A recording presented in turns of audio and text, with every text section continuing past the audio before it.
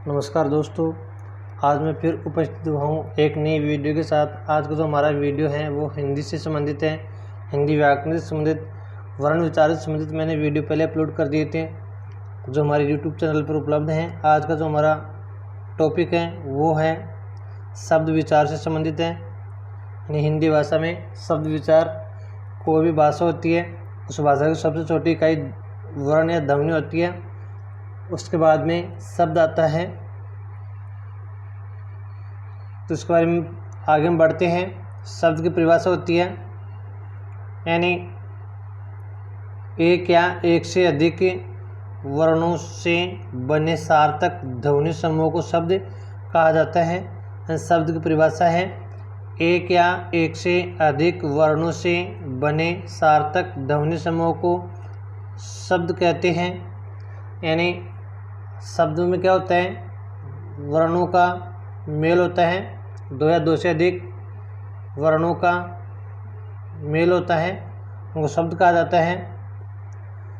ये जो शब्द हैं, जैसे आपने वर्णों के बारे में पढ़ा था, वर्ण भाषा की सबसे छोटी इकाई होती है। वर्ण आप दो प्रकार के पढ़े थे, स्वर वर्ण और व्यंजन वर्ण। तो स्वर और व्यंजन वर्ण आपस में मिलते हैं, कई कई जगह स्वर मिलते हैं, कई जगह व्यंजन मिलते हैं। तो इन वर्णों के समूह को हम कहते हैं शब्द कहते हैं। तो आइए हम आगे बढ़ते हैं। शब्द मुख्यतः चार प्रकार के माने जाते हैं। शब्द हैं मुख्यतः चार प्रकार के माने जाते हैं। वो कैसे कैसे हैं? उत्पत्ति के आधार पर, दूसरा है रचना के आधार पर, तीसरा है प्रयोग के आधार पर, चौथा है अर्थ के आधार पर। इन शब्द मुख्यतः चार प्रकार के माने जाते हैं। पहला उत्पत्ति के आधार पर, रचना के आधार पर, प्रयोग के आधार पर और अर्थ के आधार पर। शब्दों को हम चार भागों में बांटते हैं। तो आइए हम बढ़ते हैं आगे। पहला पढ़ते हैं उत्पत्ति के आधार पर जो शब्द हैं, यानी शब्द कैसे बना है, शब्द की उत्पत्ति कैसे हुई है, इसके आधार पर शब्दों को पुनः 5 उपभेदों में बांटा गया है। यानी उत्पत्ति के आधार पर शब्द हैं उनको पुनः हम 5 भागों में बांटते हैं, 5 उपभेदों में उनको बांटते हैं जो निम्न प्रकार से हैं। पहला है तत्सम शब्द, दूसरा तद्भव शब्द है, तीसरा देशज शब्द है, चौथा विदेशी शब्द, पांचवा संकर शब्द। एंड इस प्रकार से हम उत्पत्ति के आधार पर शब्दों को पुनः 5 उपभेदों में बांटते हैं। पहला तत्सम शब्द, दूसरा तद्भव शब्द, तीसरा देशज शब्द, चौथा विदेशी शब्द और पांचवा संकर शब्द। अब हम इसके बारे में विस्तार से पढ़ते हैं। तत्सम शब्द कौन से हैं? शुरुआत से हम पढ़ते हैं, तत्सम शब्द के बारे में पढ़ते हैं। तत्सम शब्द है, इसकी परिभाषा है, यानी किसी भाषा में प्रयुक्त उसकी मूल भाषा के शब्दों को तत्सम शब्द कहते हैं। यानी किसी भाषा में प्रयुक्त उसकी मूल भाषा के शब्दों को तत्सम शब्द कहते हैं। जैसे हमारी जो हिंदी भाषा है, इस हिंदी भाषा की मूल भाषा कौन सी है? संस्कृत है। यानी हिंदी भाषा की उत्पत्ति संस्कृत भाषा से हुई है। तो वे शब्द जो, यानी संस्कृत के वे शब्द जो हिंदी में ज्यों के त्यों प्रयुक्त होते हैं उन्हें तत्सम शब्द कहते हैं। इन कहने का मतलब ये है, इसकी परिभाषा है कि किसी भी भाषा में प्रयुक्त उसकी जो मूल भाषा होती है, उस मूल भाषा के शब्दों को हम ज्यों के त्यों उस भाषा में प्रयुक्त कर लेते हैं। जैसे उदाहरण के लिए हम समझा जा रहे हैं कि हिंदी भाषा की मूल भाषा संस्कृत भाषा है, तो संस्कृत भाषा के वे शब्द जो ज्यों के त्यों हिंदी में प्रयुक्त होते हैं उन्हें हम तत्सम शब्द कहते हैं। जैसे उदाहरण है आम्र शब्द है। आम्र शब्द संस्कृत भाषा में प्रचलित था, अब इसका ऐसा कैसा हम हिंदी भाषा में इसका प्रयोग करते हैं, इस कारण ये तत्सम शब्द है।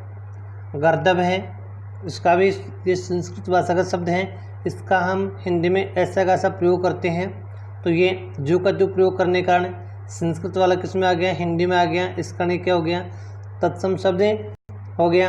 कर्ण है, इसका हम प्रयोग संस्कृत भाषा में करते हैं और ऐसा ही हिंदी में भी करते हैं, इस कारण ये तत्सम शब्द हो गया। जैसे अट्टालिका है, अग्नि है, चंद्र है, ये शब्द संस्कृत भाषा में चलते हैं और ऐसे के ऐसे इनको हिंदी भाषा में भी स्वीकार कर लिया गया है। इस कारण ये क्या हो गए, तत्सम शब्द हो गए। जैसे हमने परिभाषा में ये पढ़ा है कि किसी भाषा में प्रयुक्त उसकी जो मूल भाषा है, मूल भाषा के शब्दों को तत्सम शब्द कहते हैं। कहने का मतलब है कि संस्कृत भाषा के वे शब्द जो ज्यों के त्यों हिंदी भाषा में स्वीकार कर लिए गए हैं, उनमें कोई परिवर्तन नहीं किया गया है, तो हम उन्हें तत्सम शब्द कहते हैं। अब जैसे आम्र है, ये तत्सम शब्द है, इसका अर्थ होगा आम। जैसे गर्दभ है, इसका गधा, कर्ण है, इसका कान, अग्नि है, इसका आग, चंद्र इसका चंद्रमा, ये इनके तद्भव शब्द होंगे जो हम आगे पढ़ेंगे।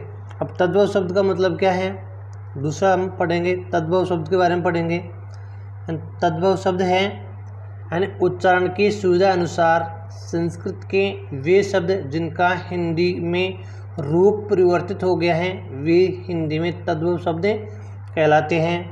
कहने का मतलब ये है कि उच्चारण की सुविधा के अनुसार संस्कृत भाषा के वे शब्द जिनका हिंदी में रूप परिवर्तित हो गया है, वे हिंदी में तद्भव शब्द कहलाते हैं। जैसे हमने पढ़ा, ऊपर पढ़ा था, यहाँ पर उदाहरण है, जैसे जिह्वा शब्द है, ये जिह्वा शब्द है, ये संस्कृत भाषा का शब्द है।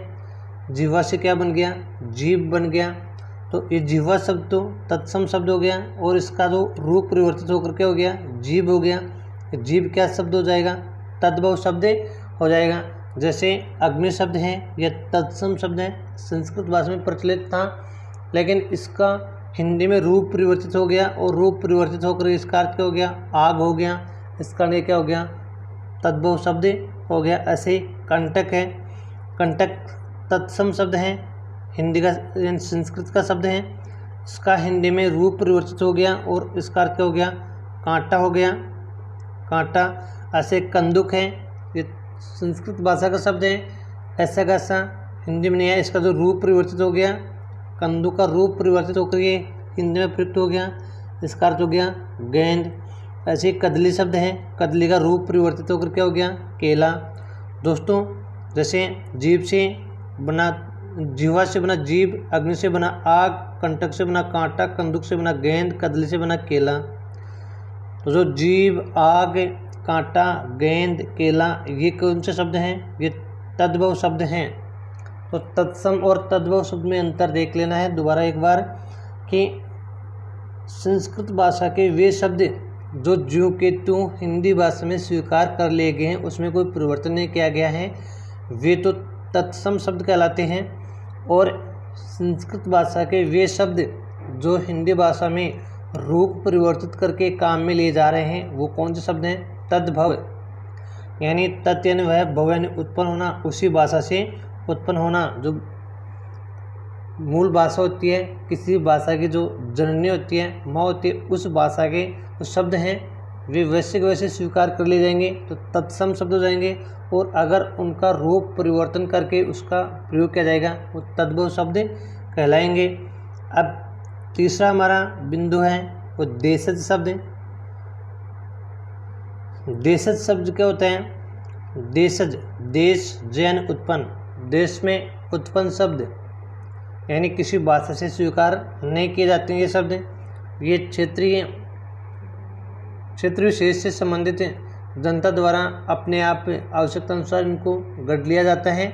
तो इसकी परिभाषा है, यानी किसी भाषा में प्रचलित वे शब्द जो क्षेत्रीय जनता द्वारा आवश्यकता अनुसार गढ़ लिए जाते हैं, देशज शब्द कहलाते हैं। कहने का मतलब ये है कि किसी भाषा में प्रचलित वे शब्द क्षेत्रीय जनता के अनुसार अपनी आवश्यकता अनुसार गढ़ लिए जाते हैं, शब्द बना लिए जाते हैं, उन्हें देशज शब्द कहते हैं। जैसे कुछ शब्द हैं वो हम यहाँ पर क्षेत्र विशेष के हैं तो हम नहीं जानते हैं, तो दूसरे क्षेत्र में जाएंगे तो उनके बारे में नहीं जानते हैं।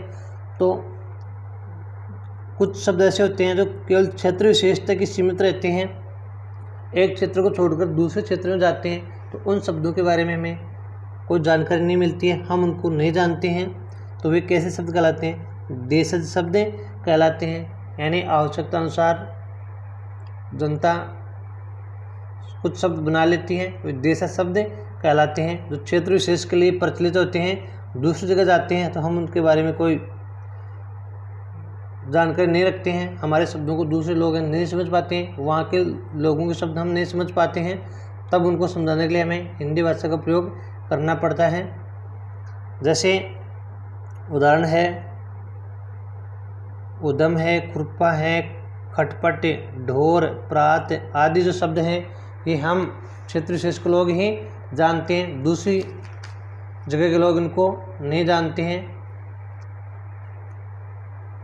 जैसे अपने मन गढ़ से बने हुए शब्द हो जाएंगे, जैसे ऊटपटांग, उदम, अंगोचा, कंजड़, खटपट, खचाखच, खर्राटा, खिड़की, खुरपा, गड़बड़ाना, चिमटा, चटपट, टट्टू, ये जो शब्द हैं ये देशज शब्द हैं।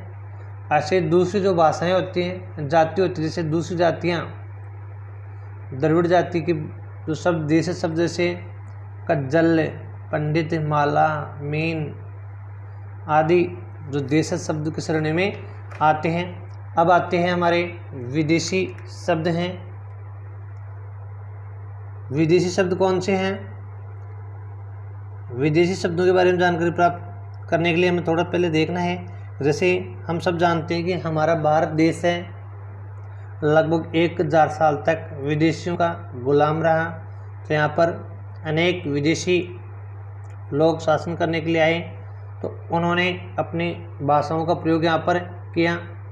उन भाषाओं से कुछ शब्द हैं जो यहाँ पर हमारे लोगों ने प्राप्त किए और हमारे हिंदी भाषा में इनको मिला लिया।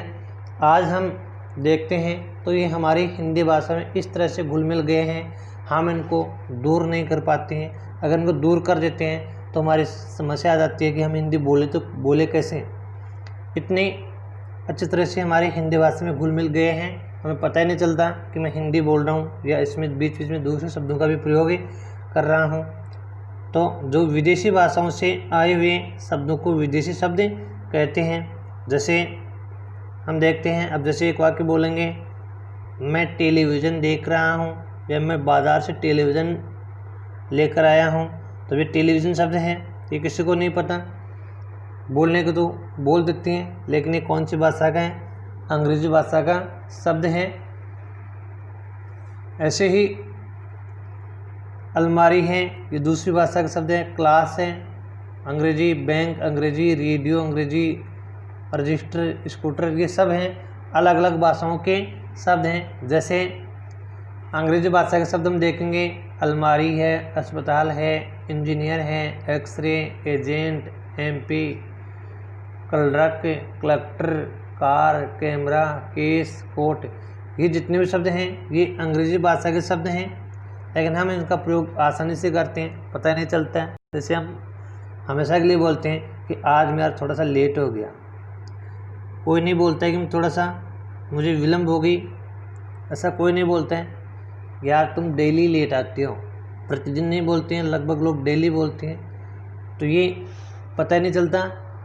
ऐसे दूसरा वाक्य देखेंगे, जैसे मैं यार न्यूज़पेपर पढ़कर आ रहा हूँ या न्यूज़पेपर पढ़ने के लिए जा रहा हूँ। अब न्यूज़पेपर हैं वो अंग्रेजी हैं, बाकी हमने हिंदी बोल दी, तो ये विदेशी भाषाओं के शब्द हैं। इस तरह से हमारे में घुल मिल गए हैं, हम इनको दूर करना चाहे तो बहुत ही मुश्किल काम है।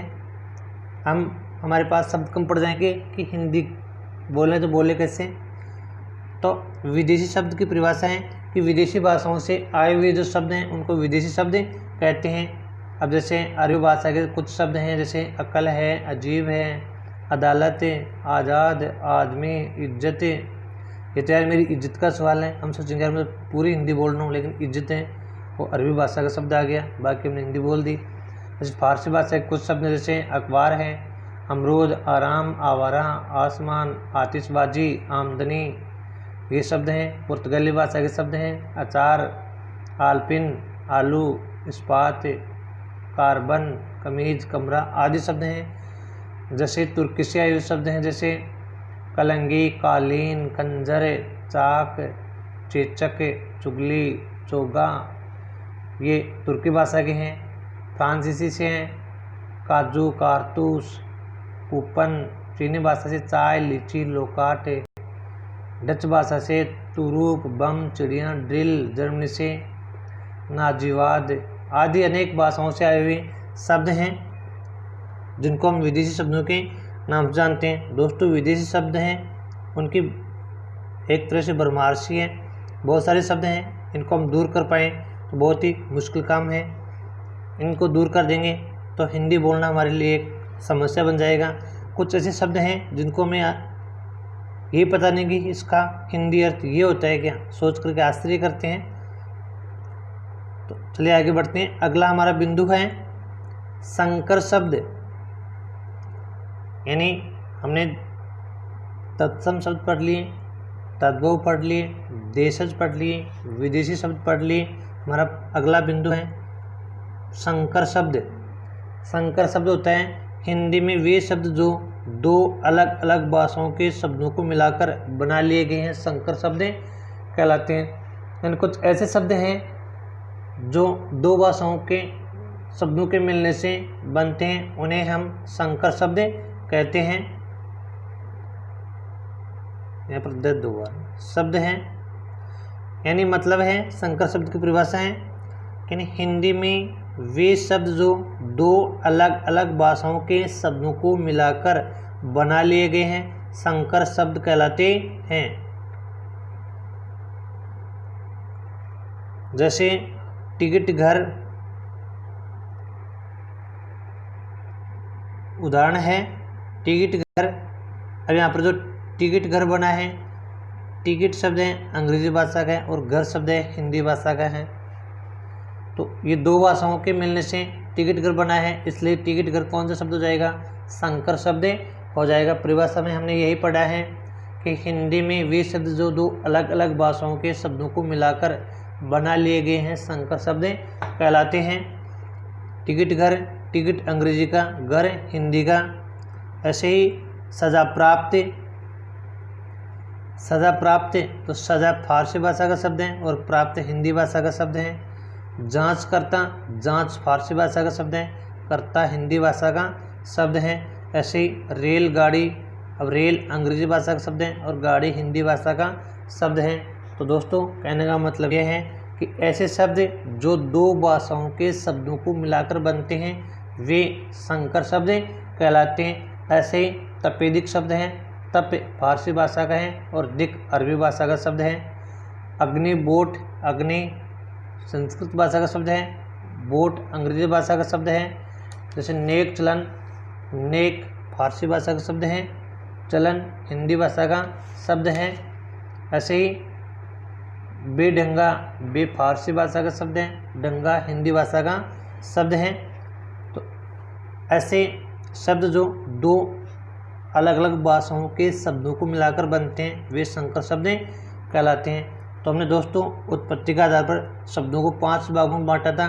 पहला हमने पढ़ा तत्सम शब्द, दूसरा तद्भव शब्द, तीसरा देशज शब्द, चौथा विदेशी शब्द और 5वां संकर शब्द। तो ये तो हमने विभाजन पढ़ा उत्पत्ति के आधार पर कि कौन से शब्द की उत्पत्ति कहाँ से हुई है, कैसे हुई है। तो कुछ तत्सम हैं, कुछ तद्भव हैं, कुछ देशज हैं, कुछ विदेशी हैं, कुछ संकर। ये इस आधार पर उत्पत्ति के आधार पर शब्दों को हमने 5 भागों में बांटा और 5 का हमने यहाँ पर बारीकी से अध्ययन किया। आशा करता हूँ दोस्तों ये वीडियो आपको पसंद आया होगा और ये वीडियो आपको अगर पसंद आया है तो आप इसको अधिक से अधिक शेयर करें, लाइक करें और लोगों को सब्सक्राइब करने की सलाह भी देवें ताकि हमारा भी मनोबल बढ़ता रहे और हम ऐसे ही नए नए वीडियो अपलोड करते रहें और आपका भविष्य है वो एक ऊंची ऊंचाई की ओर बढ़े।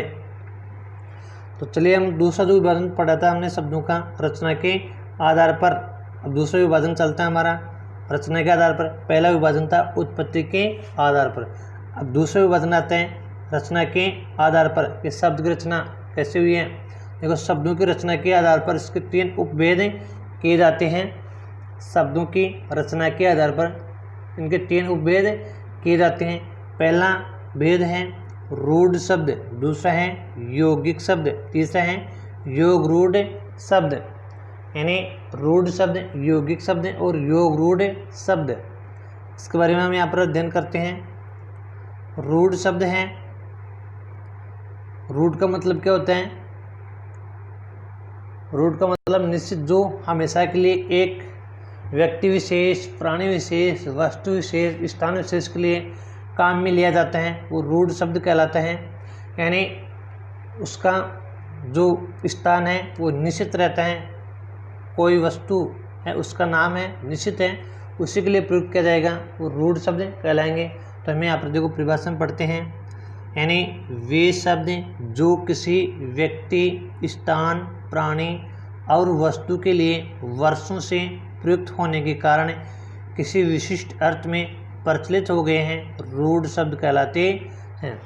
यानी ऐसे शब्द जो किसी व्यक्ति, स्थान, प्राणी और वस्तु के लिए सदा से चले आ रहे हैं और उन्हीं के लिए वो निश्चित हो गए हैं, तो वे रूढ़ शब्द कहलाते हैं। जैसे हम कुछ उदाहरण देते हैं, जैसे दूध है, दूध एक पदार्थ के लिए है, तो दूध का नाम लेते प्रत्येक व्यक्ति समझ जाएगा कि दूध क्या चीज़ है, नाम लेते पता चल जाएगा किसके बारे में बोल रहे हैं। चाय है, ये भी पदार्थ हैं। जैसे व्यक्ति हैं, जैसे मनुष्य के लिए बोला, मानव के लिए बोला, आदमी, पुरुष, महिला, ये जो शब्द हैं वो निश्चित हैं। जैसे आप बोलेंगे कोई महिला आ रही है तो पता चल जाएगा कोई स्त्रीलिंग है।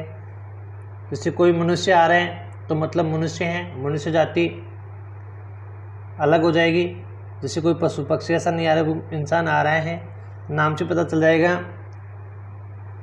ऐसे ही वस्तु के लिए जैसे चौक है, डस्टर है, टेबल है, कुर्सी है, ऐसे जो नाम लेंगे। पेड़ है, पेड़ निश्चित। आगे देखिए,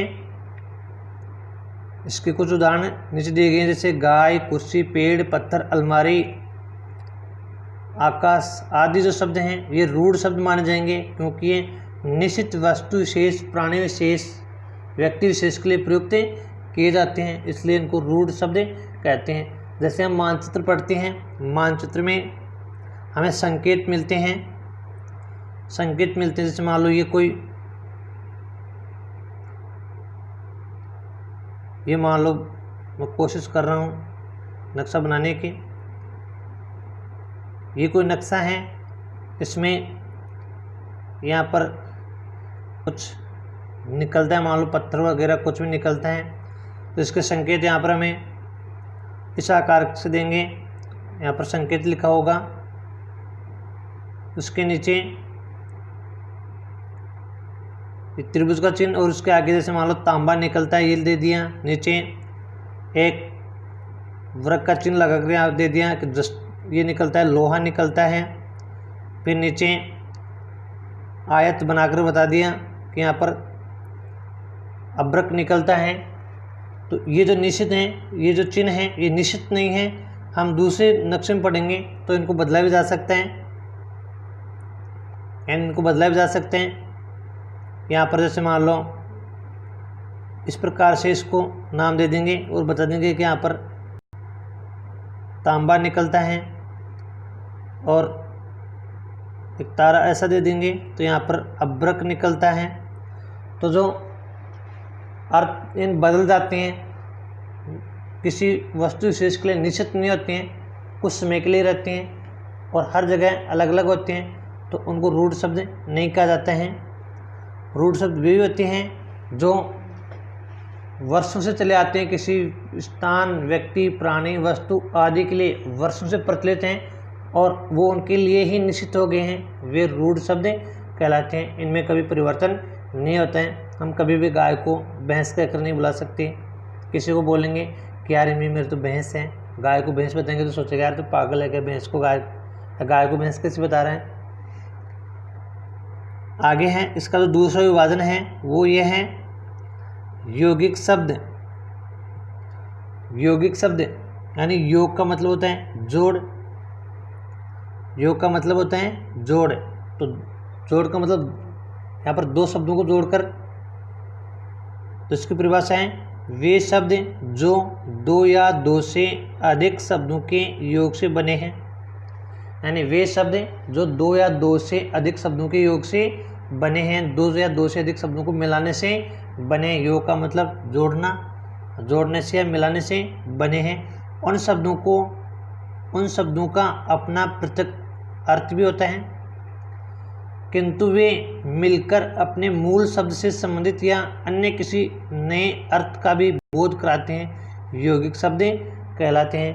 कहने का मतलब है कुछ शब्द ऐसे होते हैं जो दो शब्दों को मिलाने से बनते हैं। जैसे यहाँ पर हम देखेंगे विद्यालय, तो इसमें विद्या और आलय ये जो शब्द हैं, अब इसमें विद्या का अलग अर्थ है और आलय का भी अर्थ है, दोनों का अलग अलग अर्थ है।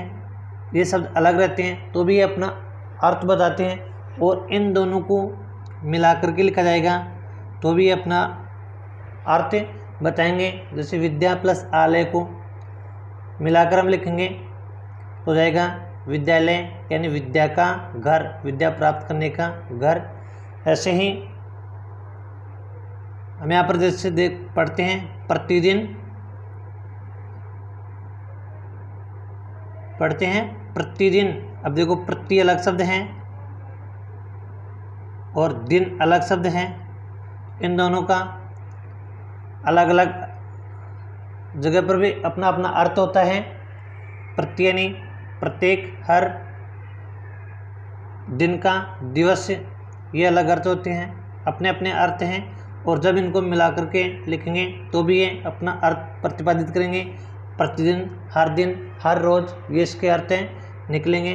तो कहने का मतलब है कि वे ऐसे शब्द जो दो शब्दों से मिलते हैं या दो से अधिक शब्दों के मिलने से बनते हैं या जुड़ने से बनते हैं, और जो शब्द जुड़ते हैं उनका अपना भी अर्थ होता है, और जब ये दोनों एक साथ मिलकर लिखे जाते हैं तो उनका कोई विशिष्ट अर्थ निकलता है, उनसे संबंधित ही कोई विशिष्ट अर्थ निकलता है। ये यौगिक शब्द कहलाते हैं। जैसे राष्ट्रपति, अब राष्ट्र और पति दो शब्द मिले हुए हैं। राष्ट्र यानी देश, पति यानी स्वामी, देश का स्वामी। राजमाता, राज अलग है और माता अलग, दो शब्द हैं। राजमाता, राजा की माता। ऐसे ही आगे हम बढ़ते हैं। अगला है योग रूढ़ शब्द। अब इसमें योग और रूढ़ दोनों शब्द आ गए। जैसे हमने पहले पढ़ा था रूढ़ शब्द यानी वे शब्द जो किसी व्यक्ति, प्राणी, स्थान, वस्तु आदि के लिए निश्चित हो गए हैं, वो उन्हीं के लिए प्रयुक्त किए जाएंगे, वे शब्द रूढ़ शब्द कहलाएंगे। और योग शब्द वे शब्द जो दो या दो से अधिक शब्दों को मिलाकर बनते हैं, योग शब्द कहलाते हैं। ये यौगिक शब्द कहलाते हैं। यहाँ पर क्या होगा, योग रूढ़ यानी यौगिक और रूढ़ दोनों को जोड़ दिया है। यानी वे यौगिक शब्द जिनका निर्माण अलग अलग अर्थ देने वाले शब्दों के योग से होता है, किंतु वे अपने द्वारा प्रतिपादित अनेक अर्थों में से किसी एक विशेष अर्थ के लिए ही प्रतिपादित होकर रूढ़ हो गए हैं, योग रूढ़ शब्द कहलाते हैं। कहने का मतलब है वे शब्द जो दो शब्दों को मिलाकर बनते हैं और उनका जो अर्थ निकलता है वह किसी निश्चित एक व्यक्ति विशेष, वस्तु विशेष के लिए रह जाता है, तो वे योग रूढ़ शब्द कहलाते हैं। इन ऐसे शब्द जो दो शब्दों के योग से तो बनते हैं और उनसे जो अर्थ निकलता है वो अर्थ एक ही बिंदु के लिए निश्चित हो जाते हैं, एक ही व्यक्ति विशेष, प्राणी विशेष आदि के लिए निश्चित हो जाते हैं, तो वो क्या हो जाएगा, योग रूढ़ शब्द हो जाएगा। जैसे यहाँ पर पढ़ेंगे पीताम्बर है, ये किसके लिए प्रयुक्त है, विष्णु के लिए। अब यहाँ पर देखो दो शब्द हैं, एक तो पीत है और दूसरा है अंबर। एक तो है पीत, दूसरा है अंबर। पीत यानी पीला, अंबर यानी वस्त्र, यानी जो पेले हैं वस्त्र जिसके, वह कौन है? विष्णु। तो ये विष्णु विशेष के लिए ही निश्चित हो गया है। इस कारण यह है क्या माना जाएगा?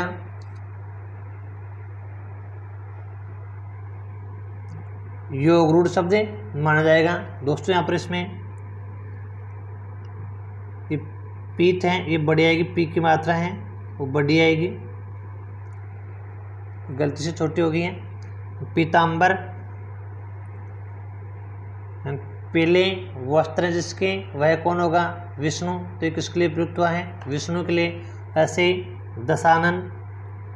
दोस्तों इन शब्दों का वैसे अलग अलग अर्थ भी अलग अलग रहते हैं, तो भी अपना अर्थ बताते हैं। जैसे 10 हैं और आनंद, 10 संख्या विशेष के लिए हैं और आनंद मुख के लिए हैं, और दोनों एक जगह हैं। दशानन बता रहे हैं कि 10 मुख जिसके, वह कौन होगा? रावण। तो ये दशानन किसके लिए प्रयुक्त हो गया? रावण विशेष के लिए प्रसिद्ध हो गया कि इसी के लिए हैं, दशानन हैं रावण के लिए। जैसे दशानन आ रहे हैं, आ रहे हैं, तो हम जान जाएंगे कौन आ रहे हैं? रावण। ये इसी के लिए निश्चित हैं। ऐसे ही लंबोदर, तो इसको हो जाएगा जैसे लंबा प्लस उदर के मिलने से बना है, उदरन पेट। तो लंबोदर लंबा है पेट जिसका, वह कौन हो जाएंगे? गणेश जी। तो ये किसके लिए प्रयुक्त है? केवल गणेश जी के लिए प्रयुक्त है।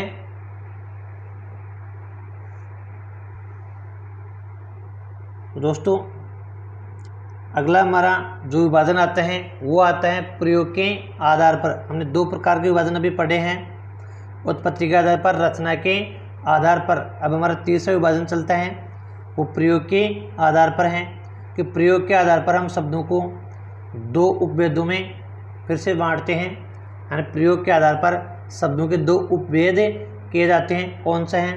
एक है विकारी शब्द, दूसरा है अविकारी शब्द, जिसको हम संस्कृत भाषा में अव्यय शब्द के नाम से जानते हैं। यानी विकारी शब्द और अविकारी 2 भागों में इसको बांटते हैं। तो हम सबसे पहले पढ़ते हैं विकारी शब्द के बारे में। जो विकारी शब्द हैं, विकारी शब्द हैं वो क्या होता है? यानी प्रयोग के आधार पर शब्दों को हम 2 उपभेदों में बांटते हैं, जिसमें पहला है विकारी शब्द। यानी विकारी शब्द वे हैं, वे शब्द जिनका रूप है लिंग, वचन, कारक, काल के अनुसार परिवर्तित हो जाता है, उन्हें हम विकारी शब्द कहते हैं। यानी ऐसे शब्द जिनका जो रूप है वो लिंग, वचन, कारक और काल के अनुसार बदल जाता है, विकारी शब्द कहलाते हैं। अब विकारी शब्द में क्या क्या आएगा? जैसे संज्ञा है, सर्वनाम, विशेषण, क्रिया आदि हैं, ये विकारी शब्द माने जाते हैं। ये बदल जाते हैं। संज्ञा है, ये भी लिंग के अनुसार, वचन के अनुसार, कारक के अनुसार और काल के अनुसार बदल जाएगी। सर्वनाम है, ये भी इसमें परिवर्तन होगा, विशेषण इसमें भी परिवर्तन होगा और क्रिया में भी परिवर्तन होगा। जैसे यहाँ पर कुछ उदाहरण देखते हैं हम।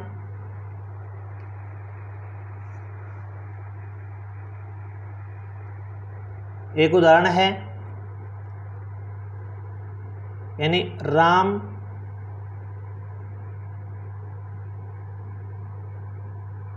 काला है, राम काला है। अब यहाँ पर देखो राम संज्ञा शब्द है, काला विशेषण शब्द है क्रिया है। तो ये जो काला शब्द है विशेषण है, ये वाक्य के अनुसार बदल जाएगा। अब यहाँ पर वाक्य पुल्लिंग है तो ये पुल्लिंग में आया है, और यहाँ पर इसको स्त्रीलिंग कर देंगे। जैसे रमा काली है, तो इसमें क्या हो गया? परिवर्तन हो गया। यानी रमा काली है, तो रमा ये जो शब्द है स्त्रीलिंग हो गया, तो विशेषण भी क्या हो गया? स्त्रीलिंग, इसमें परिवर्तन हो गया। तो ये लिंग के अनुसार परिवर्तन हो गया, वचन के अनुसार परिवर्तन होता है। जैसे सर्वनाम शब्द देखेंगे एक वचन में, तो जैसे वह जाता है, और इसका अगर बहुवचन करेंगे तो क्या हो जाएगा? वे जाते हैं, तो वह और वे, यहाँ पर इसमें क्या हो गया, रूप परिवर्तन हो गया। जाता और जाती इसमें क्रिया बदल गई, है और है में भी क्रिया बदल गई। और काल के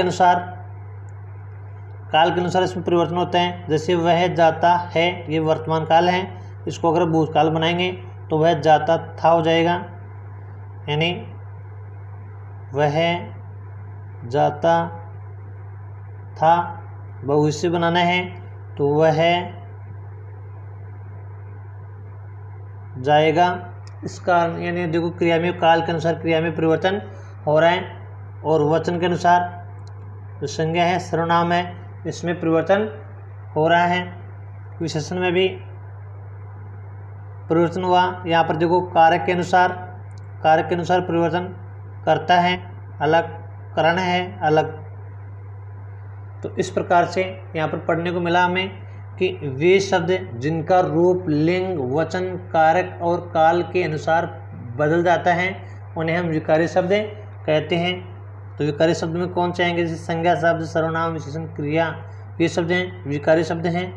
इनके जो रूप हैं, लिंग, वचन, कारक, काल के अनुसार बदल जाते हैं, इस कारण उनको विकारी शब्द माना गया है। दूसरा हमारा विभाजन आता है, वो है अविकारी शब्द या अव्यय शब्द। तो इसमें यह है कि वे शब्द जिनके रूप में लिंग, वचन, कारक और काल के अनुसार कोई विकार या परिवर्तन नहीं होता है, अविकारी या अव्यय शब्द कहलाते हैं। ऐसे शब्द जिनका रूप बदलता नहीं है, सदैव एक जैसा रहता है, एक ही रहता है, बदलता नहीं है, वे अविकारी शब्द या अव्यय शब्द कहलाएंगे। यानी कुछ ऐसे शब्द होते हैं उसमें लिंग, वचन, कारक और काल के अनुसार कोई परिवर्तन नहीं होता है, जैसे क्रिया विशेषण, समुच्चयबोधक अव्यय आदि जो शब्द हैं ये इसकी श्रेणी में आएंगे।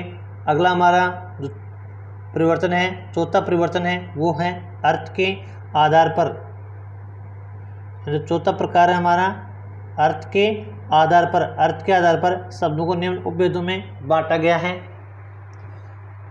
यानी पहला है एकार्थी शब्द। कुछ ऐसे शब्द हैं जिनका प्रयोग प्राय एक ही अर्थ के लिए होता है, उसका कोई दूसरा अर्थ नहीं निकलता है। जैसे नदी है, नदी का एक ही अर्थ निकलेगा, केवल नदी विशेष के लिए इसको प्रयोग में लेंगे। पहाड़ है, लड़का है, धूप है, दिन आदि, ये इनका केवल एक ही अर्थ निकलता है, एक से अधिक अर्थ इसके नहीं निकलते हैं, तो एकार्थी शब्द हैं। ऐसे शब्द जिनका केवल एक ही अर्थ निकलता है वे एकार्थी शब्द कहलाते हैं। दूसरा है अनेकार्थी शब्द, यानी कुछ ऐसे शब्द होते हैं उनका एक से अधिक अर्थ निकलता है, वे अनेकार्थी शब्द कहलाते हैं। यानी जिनके एक से अधिक अर्थ होते हैं उनका प्रयोग अलग अलग अर्थ में किया जा सकता है, आवश्यकता अनुसार, वाक्य के अनुसार उसके अलग अलग अर्थ होते हैं, वे क्या कहलाते हैं, अनेकार्थी शब्द कहलाते हैं। जैसे अज है, इसके अलग अलग अर्थ निकलते हैं। कर है, जैसे कर यानी टैक्स होता है, और कर यानी हाथ भी होता है। यानी इस पुल का उद्घाटन प्रधानमंत्री के कर कमलों से हुआ है, तो कर यानी हाथ भी होता है, कर यानी टैक्स भी होता है।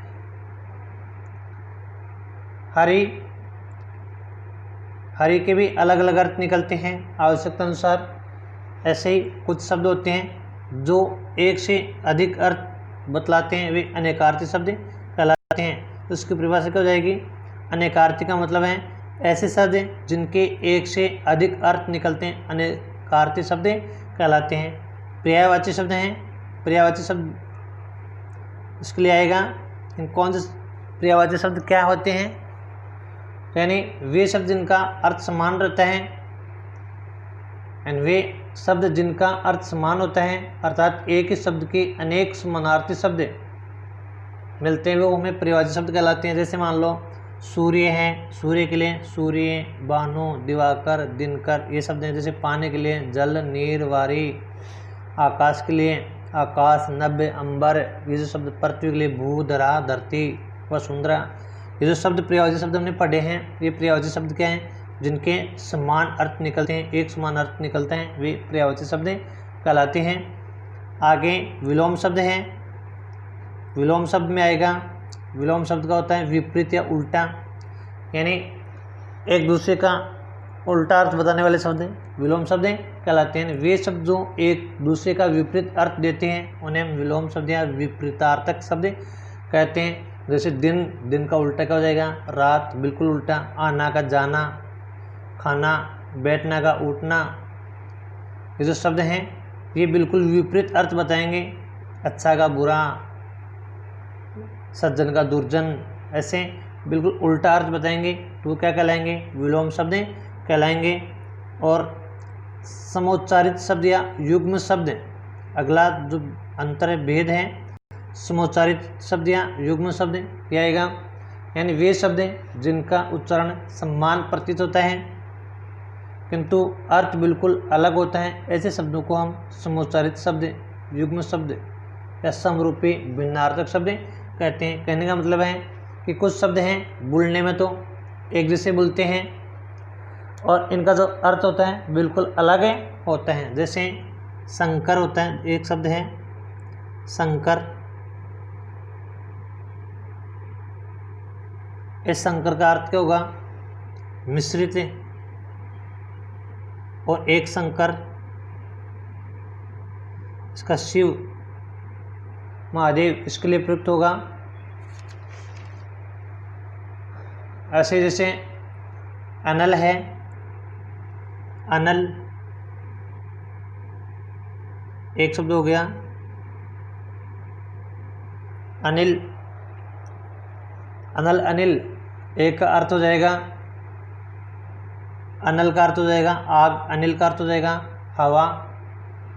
ऐसे कुछ शब्द हैं जो बोलने में तो एक उच्चारण तो उनका एक जैसा होता है लेकिन उनका जो अर्थ है वो अलग अलग होता है।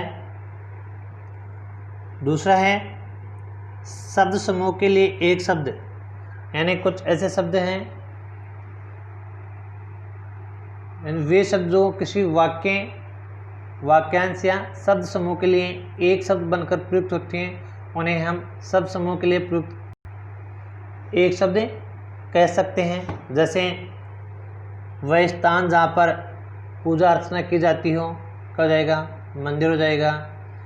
जिसका कोई शत्रु नहीं हो अजात शत्रु हो जाएगा।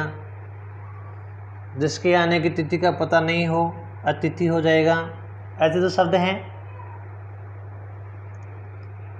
उनको हम शब्द समूह के लिए एक शब्द कहेंगे। ऐसे ही समानार्थक प्रतीत होने वाले भिन्नार्थक शब्द हैं वो आ जाएंगे। समानार्थक प्रतीत होने वाले भिन्नार्थक शब्द यानी कुछ वे शब्द जो मोटे रूप में समान अर्थ वाले प्रतीत होते हैं, यानी वैसे तो उनका समान अर्थ से प्रतीत होता है लेकिन गहराई से देखें तो वो अपना अलग अर्थ बताएंगे। जैसे अस्त्र शस्त्र है, ये दोनों हथियारों से संबंधित ही हैं लेकिन एक होता है अस्त्र, एक होता है शस्त्र, तो फेंक कर चला जाएगा वो अस्त्र हो जाएगा, हाथ में पकड़ कर चला जाएगा वो शस्त्र हो जाएगा। ऐसे ही जैसे देखेंगे हम तीर, बम, बंदूक आदि शस्त्र, उन हथियारों को हम शस्त्र कहते हैं जो यानी हाथ में या हमारे शरीर के साथ रहकर जो चलेगा। जैसे तीर है, बम है, बंदूक आदि, उसको तो हम शस्त्र कहेंगे। और जिनका प्रयोग पास में रखकर ही किया जाता है।